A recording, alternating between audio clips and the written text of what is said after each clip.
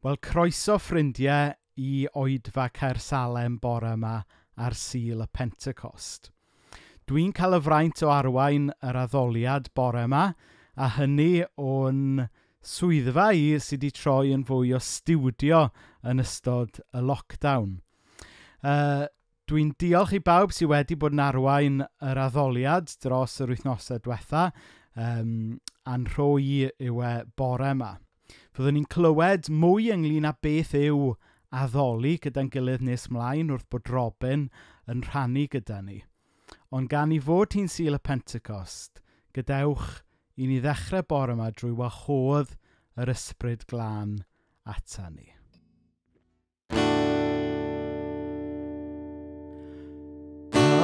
Ysbryd y tragwyddol Dduw, disgyn arnom ni. Ysbryd y tragwyddol Dduw, disgyn arnom ni. Plyg ni, trin ni, golch ni, cod ni. Ysbryd y tragwyddol Dduw, disgyn arnom ni. Ysbryd y tragwyddol Dduw, disgyn arnom ni. Ysbryd y tragwyddol Dduw, disgyn arnom ni.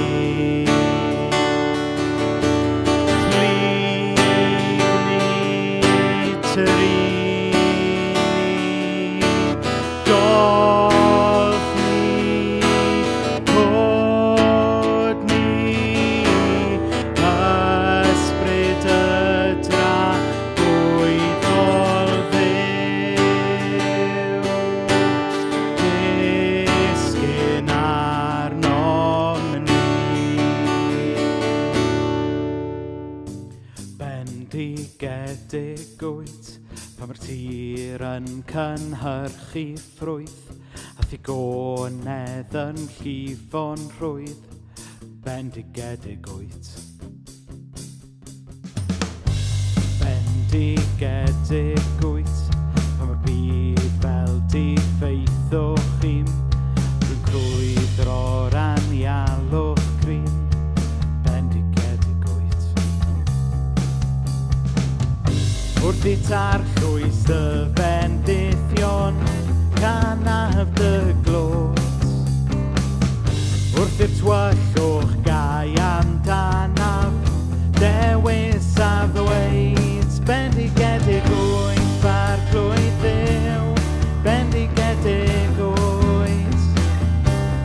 Bendigedig wyt, far clwyd Dduw. Bendigedig yw dy enw Dduw. Bendigedig wyt, pan mae'r haul yn tywynnu'n braf. Mae'r byd fel y dylai fod. Bendigedig wyt. Bendigedig wyt, pan mae'r dioddau a'r baich yn drwm, a bod poen yn yr offrwm hwn. Bendigedig wyt. Wrth i tarllwys dy bendithion, canaf dy glod. Wrth i'r twyllwch gai amdanaf, dewis a ddweud. Bendigedig wyt, far clwyd Dduw. Bendigedig wyt. Bendigedig wyt, far clwyd Dduw. Bendigedig yw dy enw Dduw.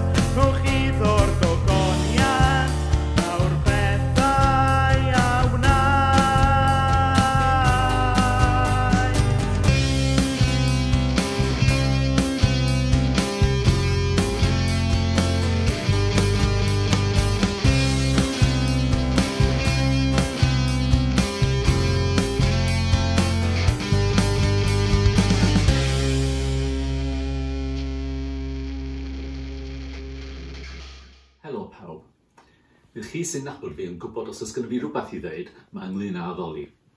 So dwi jyst eisiau siarad ynglyn â'r her o addoli yn ystod lockdown. Sut ydyn ni'n addoli pan da ni ddim yn gallu canu efo'n gilydd? Dwi'n lyfio cerddoriaeth, addoli a bod efo'n gilydd a canu mawl. A mae yna frustration bod ni ddim yn medru wneud hynny. Ond mae yna gyfle hefyd i gamu mewn i gyfarfod Duw mewn ffyrdd dwfn sy'n newid yn bywydau. Mae addoliaid Beiblaidd byth jyst ynglyn â'r awr da ni efo'n gilydd yn y capel, fod hynny'n bwysig. Dyma fy hoff adnodau, Rhufeiniaid 12, 1 a 2. Da chi wedi clywed nhw ganddo fi o'r blaen, a maen nhw ynglyn â bod yn aberth byw. I roi i Dduw ein cyrff, ein meddyliau, ein calona, 24 awr o bob dydd. Dwi'n licio disgrifio fo fel rhoi ein serch, fy affection tuag at Dduw. Ond be mae hynny'n feddwl, a sut mae hynny'n gallu edrych?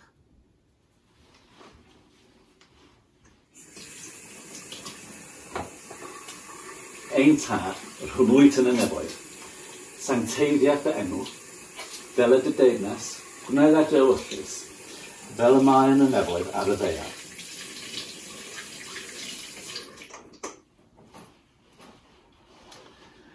Da ni wedi cael ein gofyn i folchi yn dwylo beth bynnag 6 gwaith bob dydd. Ac ar ddechrau lockdown cafodd ei awgrymu i ni adrodd gweddi'r arglwydd am ei fod yn cymryd y 20 eiliad sydd angen i folchi dwylo ac i droi sylw tuag at Dduw ar yr un pryd. Felly mae'r peth cyntaf dwi eisiau dweud ynglyn ag intentionality, bod yn fwriadol. Cwbl o flynyddoedd yn ôl, yn fy ngwaith, nes i gysidro lle mae'r llefydd fedra i yn fwriadol troi fy serch tuag at Duw. Fy man cyfarfod i efo fo. Wel, be dwi'n neud rhwng bob claf? Dwi'n molchi fy nilo. Felly, nes i benodi y sgwâr o gwmpas y sinc fel y man cyfarfod lle fedra i gydnabod Duw am pwy ydi o, derbyn ei wen drosto fi, dod ar claf dwi'n newydd weld eto, ar un dwi am ei weld, a gofyn am ddwythineb am y 10 munud nesaf. Mae Duw efo ni trwy'r amser. Naeth o addo byth i adael ni, a mae'r ysbryd glân yn llenwi ni. Ond yn yr eiliadau bwriadol yna, dwi'n troi fy serch tuag at Duw a derbyn ganddo fo. Lle mae'r llefydd yn eich cartref fedrwch chi ddynodi fel lle fedrwch chi mewn ffordd bwriadol troi eich serch tuag at Dduw a derbyn ganddo. Ac os da chi'n gweithio rhywle arall, lle mae'r llefydd yn eich gwaith, fedrwch chi ddynodi fel y lle fedrwch chi droi eich serch yn bwriadol tuag at Dduw a derbyn ganddo. Cymerwch amser i feddwl ynglyn â lle a sut da chi'n cysylltu efo Duw a sut fedrwch chi gysylltu efo fo yn ystod y dydd, mewn ffordd sy'n realistig, ond fwriadol hefyd. So mae addoli fel moment o gysylltiad, yn rhoi iddo fo ac yn derbyn ganddo fo. O hwn allan o Ioan 13, mae'n stori gyfarwydd. Gwyda Iesu fod y tad wedi rhoi popeth yn ei ddwylo Roedd wedi dod oddi wrth Dduw ac roedd yn mynd yn ôl at Dduw. Cododd oddi wrth y bwrdd, tynnu ei fantell allanol a rhwym y tywel am ei ganol. Yna, tylldodd ddŵr i fylen a dechrau golchi traed ei ddisgyblion, a'i sychu gyda'r tywel oedd am ei ganol. Pan ddaeth tro Simon Peter, dyma Simon yn dweud, Arglwydd, ti'n golchi fy nhraed i? Atebodd Iesu, ti ddim yn deall be dwi'n ei wneud ar hyn o bryd, ond byddai'n dod i ddeall yn nes ymlaen. Ond medda Peter, na, byth, cei di ddim golchi fy nhraed i? Os gai ddim dy olchi di, medda Iesu, ti ddim yn perthyn i mi. So gwrandewch ar be mae Iesu yn dweud yn Passion Translation.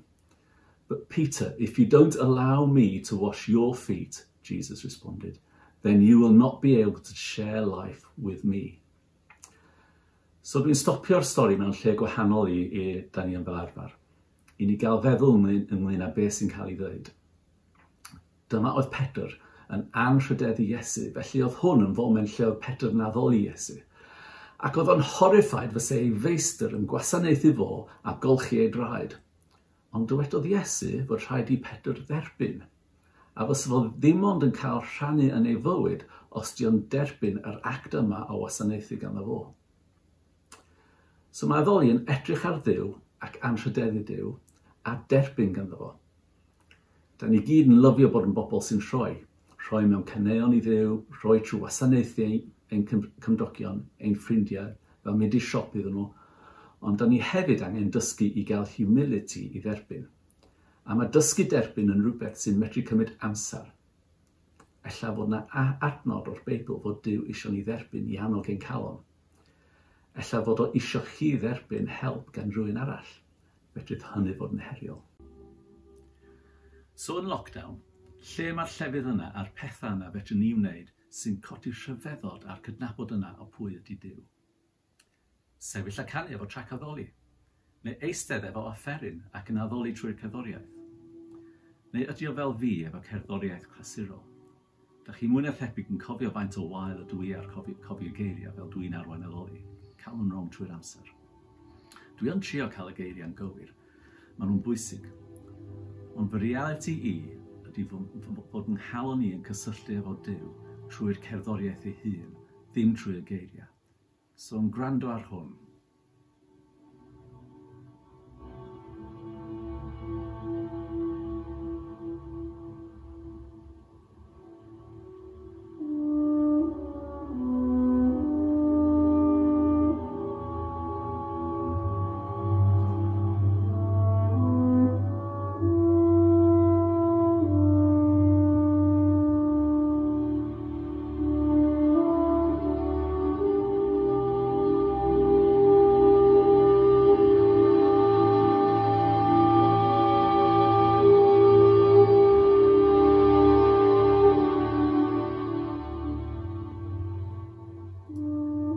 Hwn yn cymryd fy nghanol i le o ryfeddu ac addoli Duw.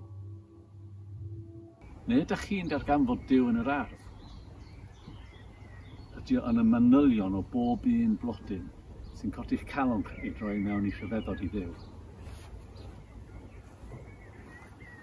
Neu'n cefn gwlad?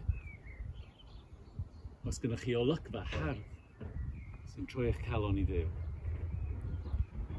Can fy noed can fy arglwydd Dduw i ti, mor fawr wyt ti, mor fawr wyt ti. Un peth nad ydyn ni'n gallu gwneud yn ystod y lockdown yw gwneud casgliad.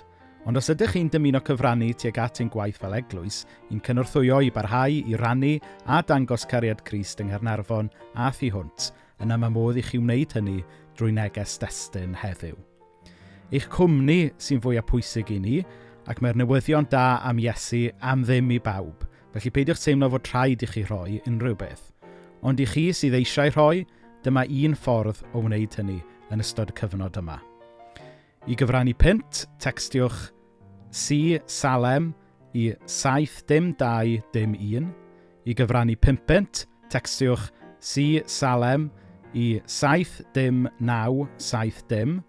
I gyfrannu 10 punt, textiwch Si Salem i 75191. Codir tal neges destun ar eich cyfradd rhwydwaith safonol. Diolch am eich eilioni. Hai y ffrindiau, siwmai Rhys gweinidog Caersalem sydd yma, jyst eisiau rhoi diweddariad bach i chi ar drefniadau y cwrs alffa ar-lein. Yn gyntaf, diolch i chi sydd wedi cofrestru diddordeb. Mae'n dda gweld bod yna griw wedi cofrestru diddordeb. Ac ar sail be i chi wedi dweud ynglyn â pryd i chi ar gael, mae'n edrych fel mae nos Iau yw'r noson fwyaf cyfleus i'r rhan fwyaf o bobl. Felly bydd y cwrs yn cychwyn nos Iau y 4 o Fehefin. Nawr, ni'n mynd i adael y ffurflen gofrestru ar agor tan y diwrnod. Rhag ofn fod yna rhywun munud ola a diddordeb dod ar y cwrs alffa. Felly, cewch i caersalem.com/alffa i gofrestru eich diddordeb a newn ni gysylltu nôl gyda chi. Felly fydd y sesiwn gyntaf nos Iau y 4 o Fehefin, a da ni'n disgwyl ymlaen i fynd ar y daith yma gyda chi ac edrych ar ei gwestiynau mawr bywyd a ffydd. Pob bendydd. Mae Duw eisiau ni ddarganfod pwy ydyn ni. Yn 1 Corinthiaid 14, mae'n siarad ynglyn â bod yn enthusiastic, yn passionate ynglyn â doniau'r ysbryd. O pam fysa hynny?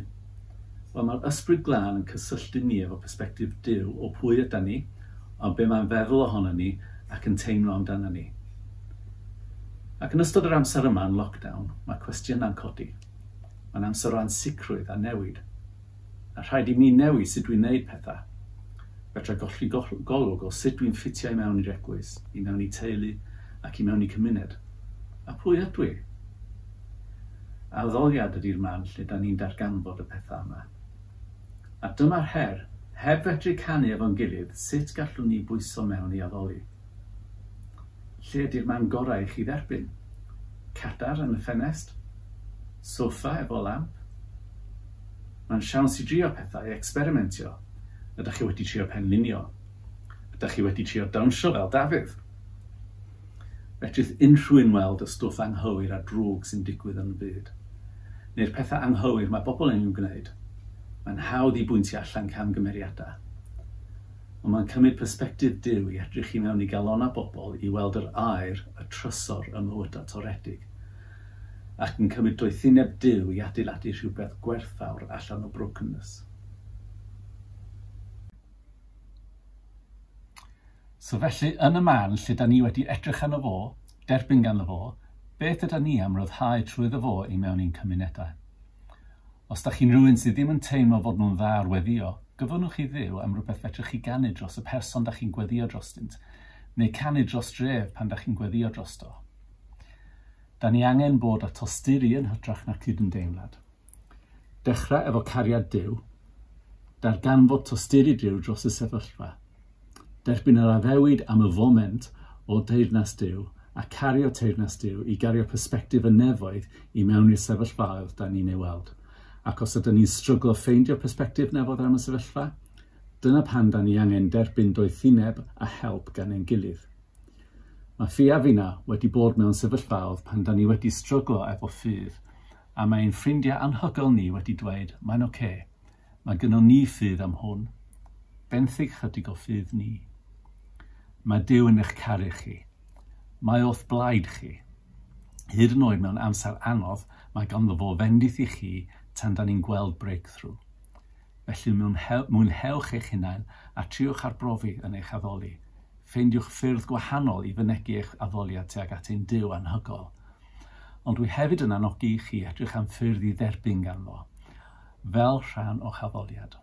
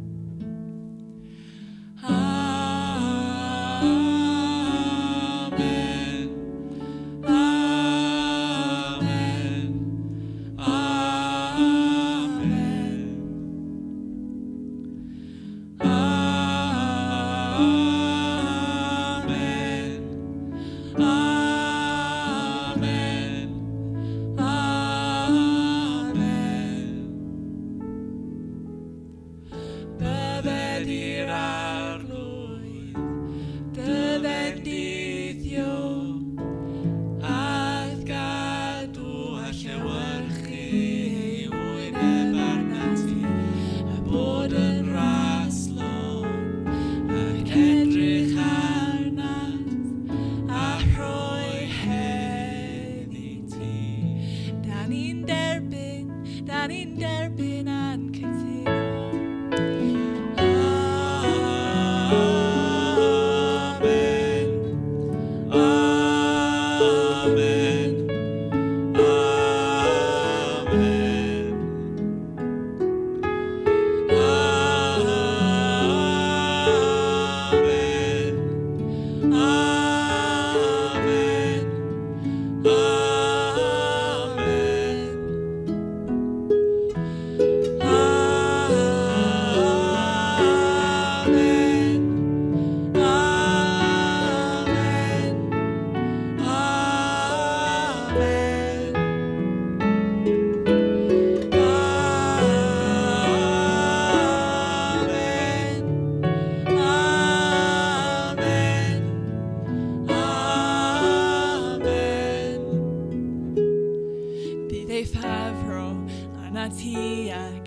hyd at fil o genedlaethau ar dy deulu, ar dy blant di, ar eu plant nhw, bydd ei pharo arna ti ac hyd at fil o genedlaethau ar dy deulu, ar dy blant di, ar eu plant nhw, bydd ei pharo arna ti ac hyd at fil o genedlaethau ar dy deulu, ar dy blant di, ar eu plant nhw,